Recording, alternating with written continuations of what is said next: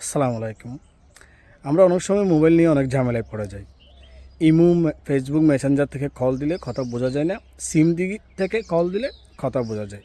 আবার সিম থেকেও যদি লাউড স্পিকার দিয়ে কথা বলি তখনও কথা বোঝা যায় না। মানে যাকে কল দিয়েছেন সে কথা বুঝে না। এই সমস্যা কোথা থেকে আসে তাহলে একটু দেখে আসি। সেটিংয়ে যাবেন। সেটিংয়ে গিয়ে নিচে স্ক্রল করবেন, অ্যাপসে যাবেন। কিছু কিছু মোবাইলে এখানে পারমিশন ম্যানেজার দেখাচ্ছে, এখানে অল পারমিশন দেখাবে। যদি সেটা ওকে দিয়ে দেবেন, কখন? যখন এখানে আপনার যে মোবাইল সফটওয়্যারটি সমস্যা আছে, যে মেসেঞ্জার থেকে কথা যাচ্ছে না, ওইটা যদি না পান তাহলে পারমিশন ম্যানেজার দেবেন, অথবা অল পারমিশন থাকবে ওইটা দেবেন।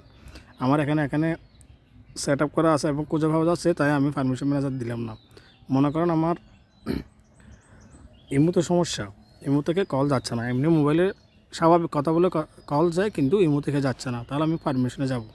পারমিশনে গিয়ে মাইক্রোফোন আছে, মাইক্রোফোনে সেখানে ডোন্ট অ্যালাউ থাকবে, আপনি এখানে allow only wheel using the app ওইটা দিয়ে দিবেন। এভাবে আপনার মোবাইলের যে মেসেঞ্জারের সমস্যা আছে ওই মেসেঞ্জারটি এভাবেই আগের অবস্থায়, অর্থাৎ যাতে কথা বোঝা যায় ওইভাবে ঠিক করবেন। ধন্যবাদ সবাইকে।